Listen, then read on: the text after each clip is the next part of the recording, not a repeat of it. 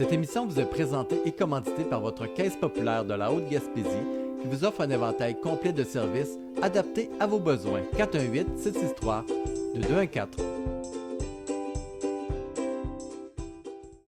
Bonsoir à tous et à toutes. Bienvenue à la séance du Conseil municipal de la ville de Sainte-Anne-des-Monts, séance du mois de février. Nous sommes réunis en présentiel mais fermés au public.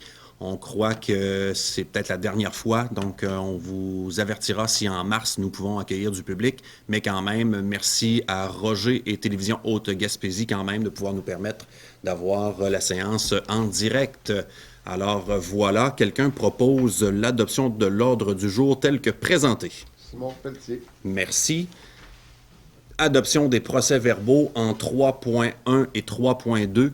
Adoption du procès-verbal de la séance ordinaire du 10 janvier 2022, ainsi que celle de la séance extraordinaire, ainsi que le procès-verbal de la séance extraordinaire du 18 janvier 2022. Quelqu'un propose? Richard. Merci, Richard.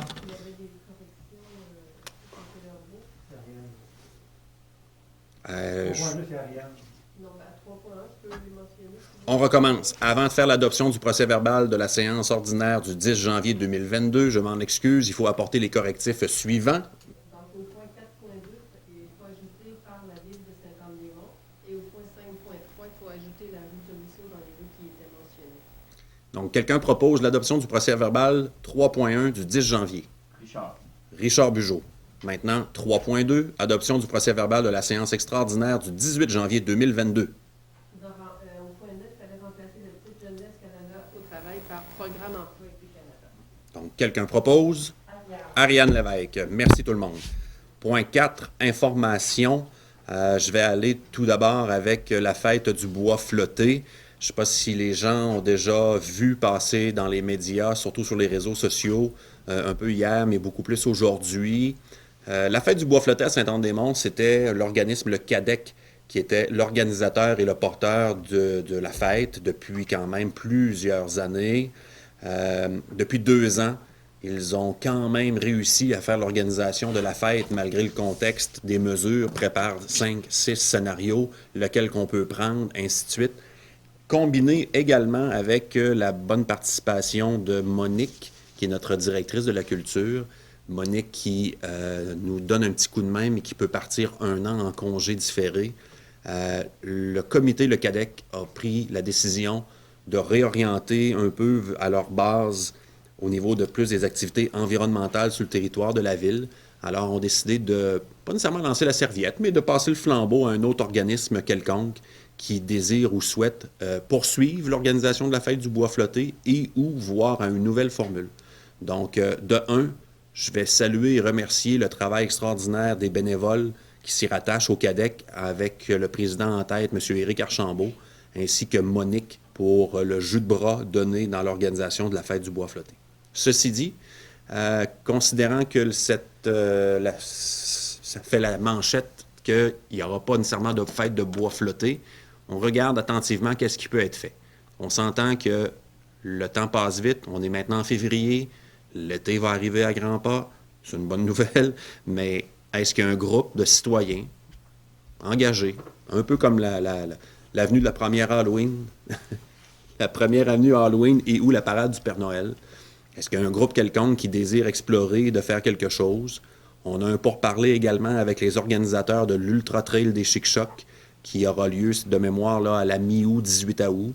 Est-ce qu'il y a quelque chose à faire? Donc, on va quand même nous regarder qu'est-ce qui peut être fait sans engagement à long terme avec un groupe, mais de voir à peut-être une année tampon pour quand même tenter d'organiser quelque chose sur le territoire de la ville de Sainte-Anne-des-Monts au niveau événementiel. Alors voilà, c'était le point pour la fête du bois flotté. Autre point, je ne me cacherai pas que depuis quelques semaines, quelques mois, les soins dentaires à Sainte-Anne-des-Monts est un sujet également où ce que je me fais interpeller, mais beaucoup. Oui, on a travaillé pour que le gouvernement, le ministère de la Santé puisse octroyer des sommes d'argent pour faire l'acquisition de la clinique dentaire ici à Sainte-Anne-des-Monts, suite au départ du dernier dentiste. Ensuite, il y a du financement pour embaucher 2 dentistes ainsi que 2 hygiénistes dentaires. Donc, l'annonce s'est faite le 15 novembre dernier. Maintenant, j'ai réussi à m'immiscer, moi, sur un comité, une table nationale sur les orientations ministérielles sur les soins de santé en régions éloignées. Et puis voici.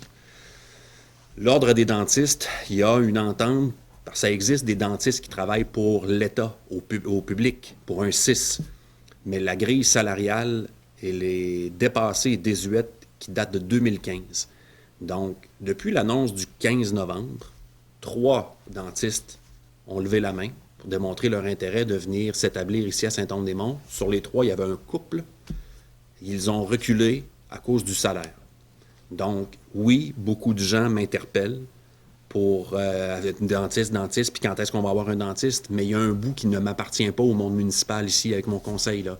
Donc oui, on a travaillé fort pour qu'il y ait des outils, mais tant et aussi longtemps que la grille salariale ne sera pas adoptée avec le ministère de la Santé et l'Ordre des dentistes, je crois que ce sera difficile de recruter un dentiste. Ceci dit, moi, je sais de source sûre que les négociations entre les deux parties avancent à grands pas. On souhaite, dans un horizon du printemps, que cette grille salariale-là soit adaptée et adoptée au goût du jour 2022, ce qui fait en sorte qu'on pourrait facilement voir les nouveaux candidats ou les anciens candidats qui ont levé la main, c'est-à-dire de revenir cogner à la porte pour y venir y s'établir. Il y a une nouvelle tendance, c'est beaucoup de jeunes qui ne souhaitent ne pas faire d'administratif, de ressources humaines, d'avoir une forme de qualité de vie, donc de travailler pour le public, mais il manquait une bonification des salaires, chose qui devrait être faite dans la prochaine convention entre l'Ordre et le ministère. Alors voilà, s'il vous plaît, oui, je peux vous donner des nouvelles, on pourrait le faire ici, les réseaux sociaux, mais ce n'est pas nécessairement la destinée du conseil municipal et du maire de la ville de Saint-Anne-des-Monts s'il y a un dentiste ou non qui vient s'établir. Mais oui, ça nous tient quand même à cœur, ce dossier-là. Alors voilà, c'était les 2 points d'information que je voulais vous faire part ce soir, ce qui nous amène maintenant à la portion administration 5.1. Amendement au protocole d'entente entre la Ville et le Centre de plein air de la Haute-Gaspésie. Donc, en gros, c'est que nous demandons à ce qu'on veut modifier le protocole pour prévoir une couverture d'assurance au montant de 5 millions au lieu du 10 millions que nous demandions à l'époque dans le protocole. Donc, c'est une modification. Nous devons le faire par résolution ce soir. Quelqu'un propose? Simon Lemieux. Simon Lemieux, merci. 5.2, adoption de la politique de gestion de la COVID-19 pour les employés de la ville de Saint-Anne-des-Monts. Donc, sans aller dans le fin détail, on a fait face à une petite éclosion au travail. Alors, on n'avait pas, nous, de politique claire et précise. Alors, on a voulu, nous, établir les règles en lien avec qu'est-ce qui pourrait arriver. Surtout, nous, de continuer à assurer les services auprès de la population en évitant les ruptures de services. Je vous donne un exemple. Aux travaux publics, lorsqu'il y a un bris d'aquéduc, oui, le COVID, mais nous, ça nous prend des gens compétents pour aller réparer et rétablir l'eau potable, le déneigement, qu'on est en période hivernale. Donc, on a pondu une politique pour venir en aide et soutenir les employés en cas d'isolement préventif et autres, et de fixer les modalités dans le cadre du travailleur essentiel et autres. Alors, en gros, ça ressemble à ça. Quelqu'un propose la politique? Jacques Létourneau, merci. 5.3, désignation des haltes VR à Saint-Anne-des-Monts. Écoutez, vous le savez, hein, le van life est rendu une tendance à laquelle il faut quand même y faire place. Je mentionnais, j'avais des exemples là, dans des différentes rencontres. Il y a quelques années, on avait du camping standard, centre de ski standard, motoneige standard. Maintenant, on a du ski hors piste, motoneige hors piste et du van life. Alors, c'est des nouvelles tendances qui vont y demeurer dans le temps. Mais comment faire pour essayer de mieux encadrer ça? Vous vous rappelez que nous avions déjà désigné l'Arena comme site à l'époque. L'été dernier, on ne se cachera pas, on avait autorisé quelques places devant l'église, le terrain qui appartient à la fabrique. Alors, aujourd'hui, on veut vraiment désigner cette zone-là, ainsi que la halte routière près du ruisseau Castor dans le secteur Tourelle. Il va y avoir des emplacements vraiment définis avec un nombre limite. Donc, on veut toujours tenter d'améliorer l'arrivée de ce nouveau type de voyageurs, parce que le but recherché, c'est que oui, ça va exister, mais si on ne fait pas place à cette nouvelle tendance-là, on ne veut pas passer pour la ville que les gens, on met les gens dehors, on veut quand même qu'ils demeurent ici parce que ça peut être quand même bon pour d'autres commerces. Alors, on n'a pas le choix de s'y adapter. Alors, quelqu'un propose. Ariane Lévesque, merci. 5.4 et 5.5, nous allons les faire ensemble. C'est une bonne nouvelle. Entente avec Hydro-Québec, partenariat pour le déploiement de bornes de recharge rapide pour véhicules électriques. Ensuite, nous allons faire la servitude, offrir une servitude à Hydro-Québec pour les bornes de recharge rapide pour véhicules électriques, stationnement sud de la mairie. Donc, c'est 4 nouvelles bornes avec de bonne puissance. Là. Donc, c'est des bornes, si je ne me trompe pas, il y en a qui ne sont même pas encore installées. C'est une nouvelle sorte de borne qui pourrait même être installée au printemps, début de l'été, ici à Saint-Anne-des-Monts. Donc, 4 nouvelles bornes électriques dans le stationnement de l'hôtel de ville. Il y avait notamment 2 critères à lesquels on faisait face, parce que j'entends déjà des gens, pourquoi vous n'avez pas mis 2 à un endroit puis 2 à une autre place? Bon, voici. Il fallait s'assurer que le déneigement soit fait 7 jours sur 7, 24 heures sur 24. Donc, le stationnement de l'hôtel de ville, je pense que ça, c'est toujours fait, c'est adéquat. La capacité aussi de raccordement des bornes au réseau électrique existant. Donc, ici, tout près de l'hôtel de ville, les équipements, les infrastructures d'hydro permettaient également l'arrivée et l'installation de ces 4 nouvelles bornes-là.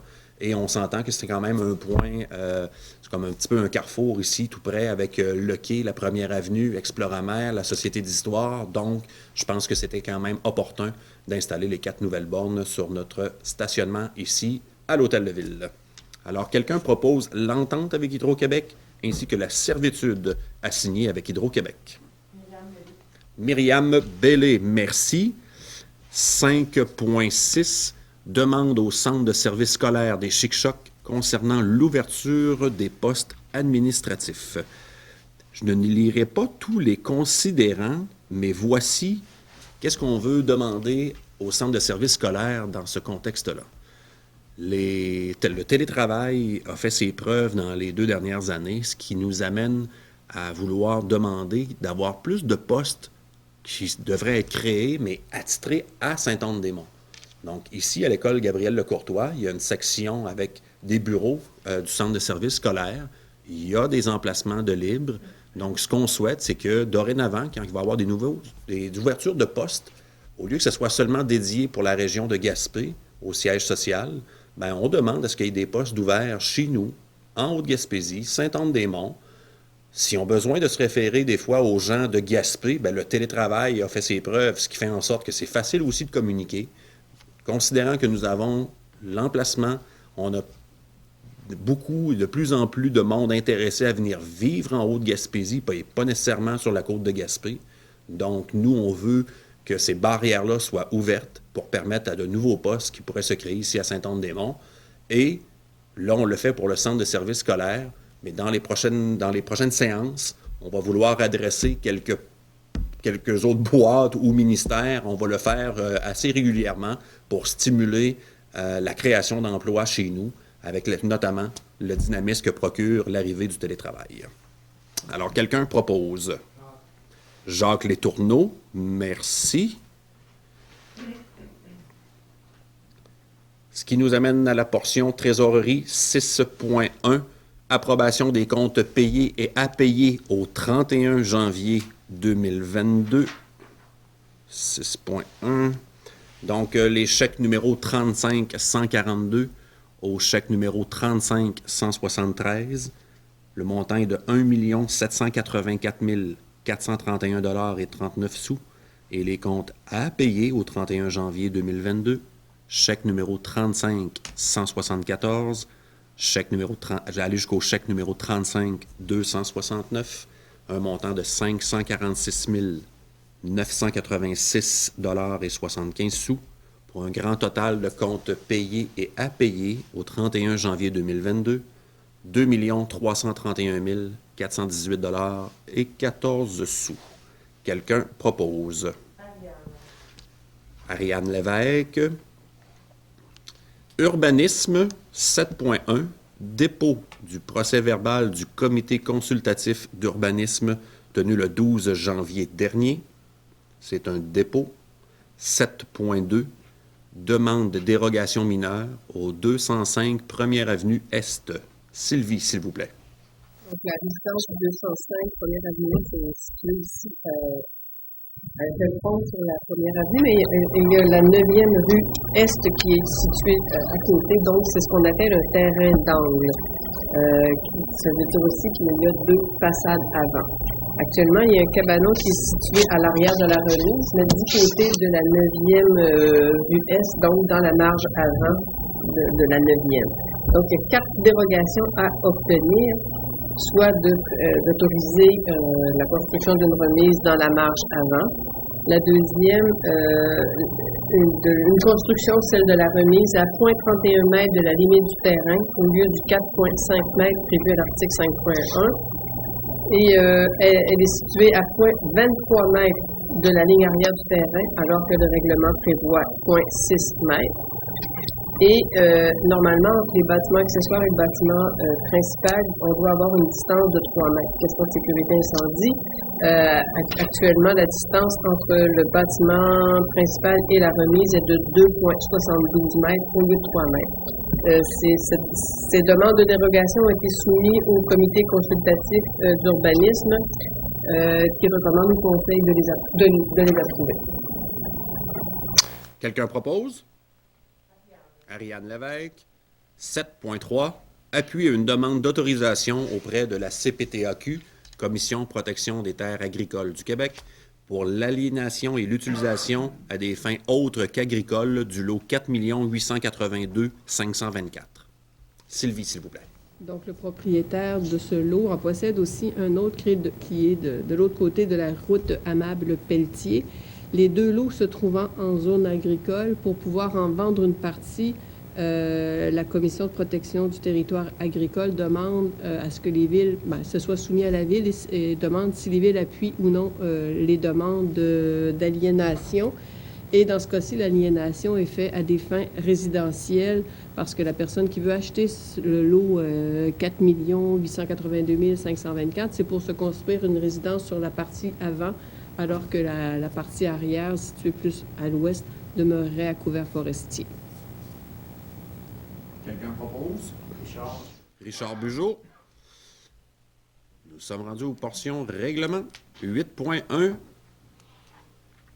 Adoption du règlement 22-917 modifiant le plan d'urbanisme 04-626 pour création de la zone parcellaire. Sylvie. Pour permettre la réalisation d'un projet de construction d'une habitation de logement communautaire à 3 étages avec service d'encadrement sur le lot 4 327 318. Actuellement, l'usage du sol qui est résidentiel de faible densité est prohibé par le plan d'urbanisme. Donc, il faut exclure ce lot-là de la zone d'affectation de sol de résidentiel de faible densité pour l'inclure dans une zone parcellaire. Donc, il faut créer une petite zone qui va être d'affectation publique. Quelqu'un propose? Simon Lemieux. 8.3. 8.2. Adoption du second projet de règlement 22-918 modifiant le règlement de zonage 04-620, création du zonage parcellaire et zone EAF 141. Donc, il y a 3 objets à ce règlement. Le premier correspond à ce que je viens de vous dire par rapport au plan d'urbanisme. Donc, c'est pour modifier le règlement de zonage pour créer une zone d'affectation parcellaire pour le lot 4 327 318 dont je vous parlais tout à l'heure, qui va être maintenant en affectation publique, afin de permettre la construction d'une habitation de logement communautaire à 3 étages. Cet immeuble va offrir à sa clientèle des espaces communautaires des services d'intervention, d'accompagnement et des activités de socialisation. Le deuxième but du règlement est de modifier le règlement de zonage afin de permettre la création de nouvelles zones d'affectation du sol. C'est un secteur qui se situe à l'est de la rue de la Fée, entre la route de la Montagne et la route 132. Il y a 3 zones qui vont être affectées, les zones EAF 119, 120 et 121. Et c'est pour permettre les habitations unimodulaires et les maisons mobiles à moins de 450 mètres de la route 132. Alors, il y a 2 personnes qui ont demandé à installer des maisons unimodulaires dans ce secteur-là. Et quand on a fait l'étude, on s'est rendu compte qu'il y en avait 2 de mémoire, mais je pense que c'est 3 déjà maisons unimodulaires. Actuellement, la réglementation interdit d'implanter, on appelle ça des maisons unimodulaires, c'est des maisons mobiles. Donc, la réglementation, actuellement, on interdit les maisons mobiles à moins de 450 mètres de la route 132 et de la route du parc. Le troisième but, c'est pour régulariser une problématique de zonage, encore une fois, pour des maisons mobiles qui ont été implantées dans les années 90. Actuellement, elles se trouvent dans la zone RA22, qui ne permet pas l'implantation de maisons unimodulaires. Donc, ce qu'on va faire, c'est agrandir la zone RF, qui est pour les maisons unimodulaires, qui est juste à côté. C'est à côté du parc de maisons mobiles. C'est à l'entrée de la rue de la Sablière. Donc, c'est juste pour venir régulariser une situation. Les permis, à l'époque, ont été émis en pensant que ces terrains-là se situaient dans le parc de maisons mobiles. Donc, c'est les 3 objets du règlement. Merci. Quelqu'un propose? Simon Lemieux, merci. 8.3. Adoption du règlement 22-919, modifiant le plan d'urbanisme 04626, zone de contrainte, érosion côtière. Donc, le but du règlement est d'ajouter une nouvelle zone de contrainte au plan d'urbanisme, soit les zones de contrainte relatives à l'érosion côtière, et de les assujettir aux dispositions normatives contenues au règlement de zonage à la demande de la MRC de la Haute-Gaspésie et du ministère des Affaires municipales et de l'habitation. C'est ça. La MRC a dû modifier son schéma d'aménagement pour intégrer ces nouvelles normes et nouvelles cartographies gouvernementales. Et les villes, on doit, nous, toutes modifier nos plans d'urbanisme, puis le règlement qui suit aussi pour inclure le nouveau cadre normatif à l'intérieur de notre réglementation. Quelqu'un propose? Richard Bugeaud, merci. 8.4, adoption du règlement 22-920, modifiant le règlement 04-620 pour adoption, cadre normatif érosion côtière. Sylvie. Donc, c'est un peu comme je l'expliquais tout à l'heure, c'est pour intégrer et rendre applicable la nouvelle cartographie et le cadre normatif gouvernemental pour le contrôle de l'utilisation du sol dans les zones de contrainte relatives à l'érosion côtière. J'avais écrit, c'est dans ce contexte et afin d'assurer la sécurité des personnes et des biens qui sont susceptibles d'être touchés par l'érosion côtière, afin d'éviter que les... Je vais peut-être vous faire, je ne dirai pas mon texte, c'est qu'il y a une grande ligne qui a été tracée le long du fleuve Saint-Laurent par les experts en la matière, en érosion côtière, et le cadre normatif vient imposer certaines mesures plus restrictives pour les municipalités. Donc, à l'intérieur de cette bande-là, il y a des choses qui ne pourront plus être faites comme avant. C'est sûr que si vous avez des terrains situés le long du fleuve, il ne faut pas paniquer, il faut venir voir l'inspecteur en bâtiment. Il y a quand même beaucoup de choses qui sont toujours permises, mais le but principal, c'est d'éviter qu'il y ait de plus en plus de construction le long du fleuve et qu'il y ait, évidemment, on le sait, quand les gens subissent des préjudices à leur habitation, bien, il y a des réclamations. Donc, le gouvernement veut qu'il y ait de moins en moins de construction le long du fleuve et impose aux municipalités de nouvelles normes pour nous, dans notre réglementation, on donne de moins en moins de permis. Mais encore une fois, il n'y a pas lieu de s'alarmer. Il faut venir consulter l'inspecteur en bâtiment si on a un terrain en bordure du fleuve et qu'on veut faire des travaux. Quelqu'un propose? Richard Bugeaud. Avant d'aller plus loin, je vais capter la balle au bon, puis je vais tenter de bonifier ce que Sylvie Lepage vient de nous expliquer. C'est de nouvelles normes imposées par le ministère des Affaires municipales, donc par le gouvernement. Les spécialistes et les experts qui ont tracé la fameuse ligne, c'est pas la ville de Sainte-Anne-des-Monts, c'est pas les fonctionnaires municipaux, mais c'est bel et bien des gens venant des ministères. Donc, ce qui est plate, c'est que c'est nous, par contre, ici à la ville de Sainte-Anne-des-Monts, avec nos inspecteurs, qui vont peut-être vous dire, ben, t'as pas le droit de faire ci et t'as pas le droit de faire ça. Donc, des fois, c'est plate de... On ne peut pas contrevenir à la loi, puis qu'est-ce qu'on nous demande légalement, mais c'est nous souvent qui devons l'annoncer aux citoyens, mais c'est des normes gouvernementales que nous devons appliquer. Alors, c'est un peu plate. Je me rappelle d'avoir eu une présentation notamment de ce contrôle intérimaire-là sur l'érosion côtière, il me semble que c'était en juin dernier, puis j'avais même demandé à l'époque au ministère des Affaires municipales de venir en faire une présentation publique à Sainte-Anne-des-Monts. Il m'avait dit oui. Mais jusqu'à maintenant, c'est silence radio, fait que c'est encore la ville qui va faire face à la musique. Alors voilà, c'était une petite montée de lait. Merci. 8.5, adoption du règlement 22-921, modifiant le règlement... Oh! Quelqu'un propose? 8.4, quelqu'un propose? Richard Bugeaud, merci. 8.5, adoption du règlement 22-921, modifiant le règlement 04-624 sur les dérogations mineures. Sylvie, s'il vous plaît. Donc, le but de ce règlement, c'est d'assurer la concordance de notre règlement sur les dérogations mineures avec le projet de loi 67 qui a été sanctionné le 25 mars 2021. Et ça vise notamment à rendre inadmissibles les demandes de dérogation mineure réalisées dans la rive et le littoral et pour toute autre norme relative à la protection de l'environnement. C'est la suite de ce qu'on vient de vous dire. Jacques Letourneau, 8.6, adoption du règlement 22-922, modifiant le règlement administratif 04-623 sur l'érosion côtière. Sylvie. OK, excuse-moi. Le but du règlement est de mettre à jour et apporter des ajustements au règlement administratif ayant pour objectif de spécifier et d'obliger les documents requis lors des travaux de construction en zone d'érosion côtière. Le règlement administratif, c'est le règlement. On a un règlement de lotissement, un règlement sur les dérogations, un règlement administratif. Celui sur l'administratif, il précise, quand vous faites une demande de permis, quels sont tous les documents que vous devez apporter, certificat de localisation, etc. Là. Donc, là, à cause dans le gouvernement ayant imposé des façons de faire certains travaux en zone d'érosion côtière, donc nous, on doit préciser qu'il va falloir des plans d'ingénierie, etc., dans notre règlement administratif. Quelqu'un propose? Ariane Lévesque.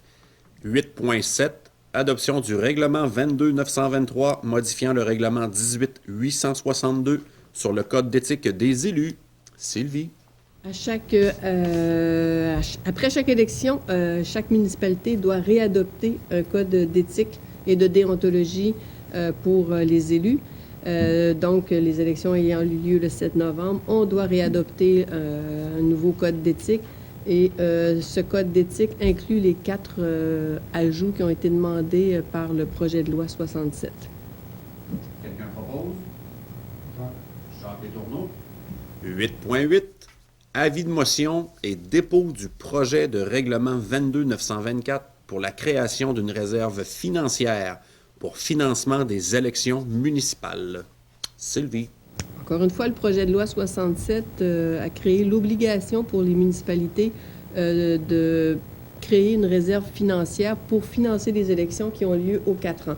Donc, cela veut dire que si les élections, dans notre cas, c'est 46 000 qui a été réservé. Donc, la Ville doit mettre, la trésorerie, c'est 13 000, comme 11 500 par année dans une réserve financière pour financer l'élection qui va avoir lieu dans 4 ans. Donc, pour éviter de prendre tout ce montant-là dans une année financière, on le répartit sur 4 années.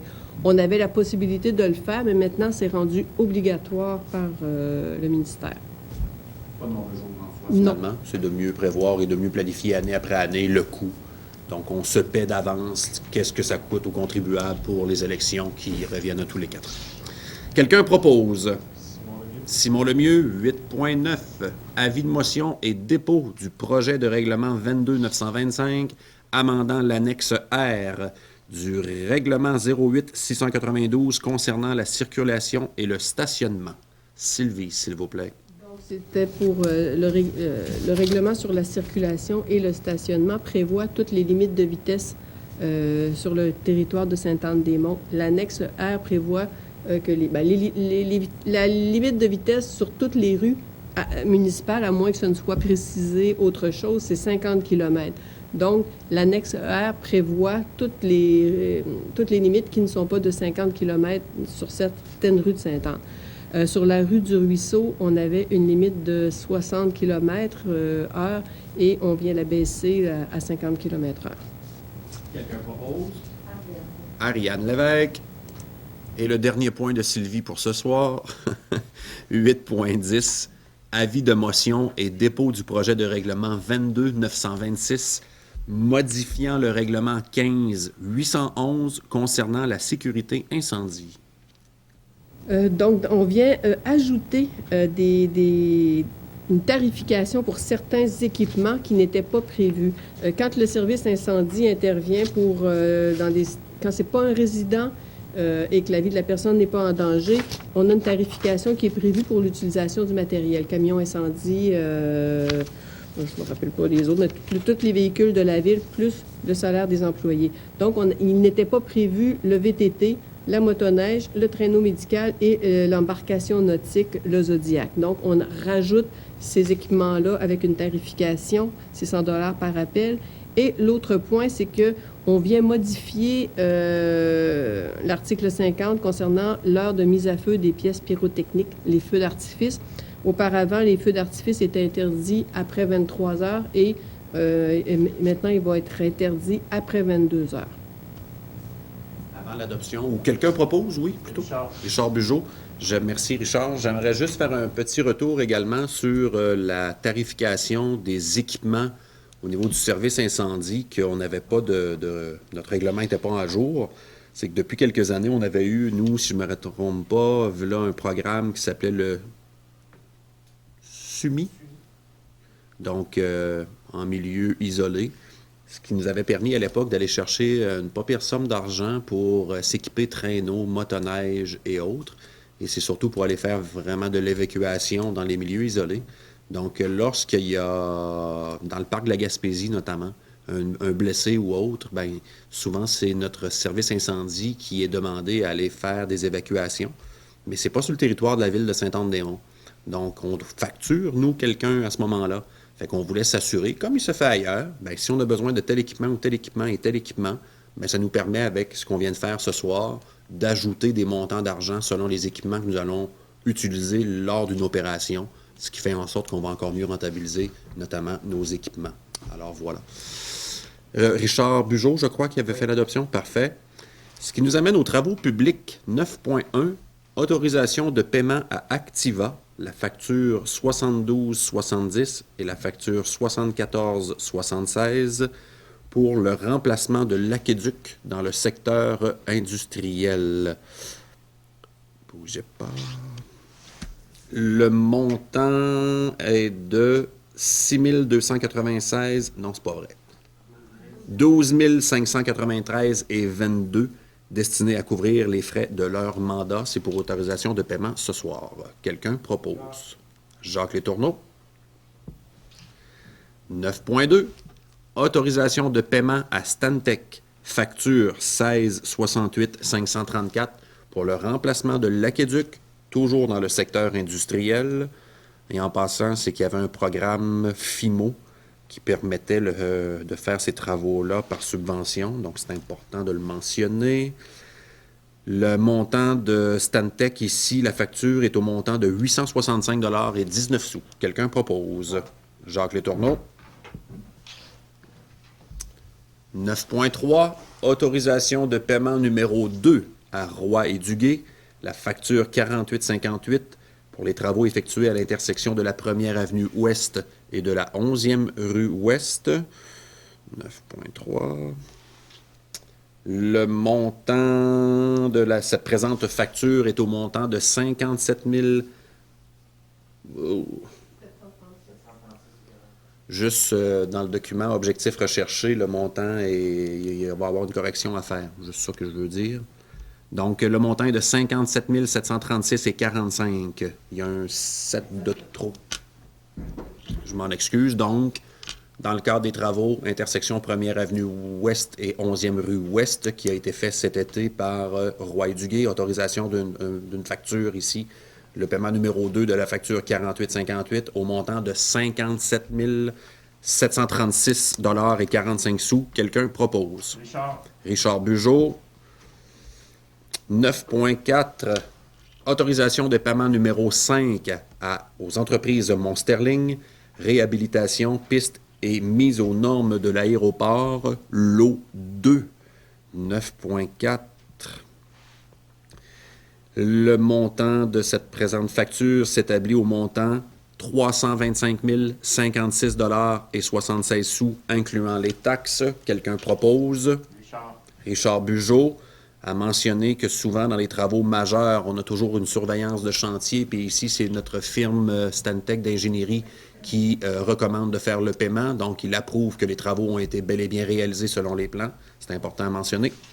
9.5, autorisation de paiement numéro 5 à Roy-Duguay, réhabilitation de la piste et mise aux normes de l'aéroport, lot numéro 1. Ce qui nous amène à 9.5, le montant incluant les taxes également, 384 292 $ et 15 sous. Quelqu'un propose? Richard Bugeaud. 9.6, autorisation de paiement à Stantec, la facture 16 74 523, étude pour agrandissement de la piscine.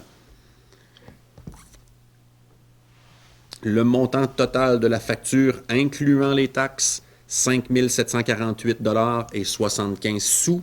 Je crois qu'on avait déjà passé des résolutions dans d'autres séances où on avait mentionné qu'on voulait être prêt lorsqu'il y aurait de nouveaux programmes on aimerait faire une mise aux normes, mise à niveau de notre piscine qui date maintenant d'une 30aine d'années, qui a quelques bris, les céramiques coupées, coupantes, etc.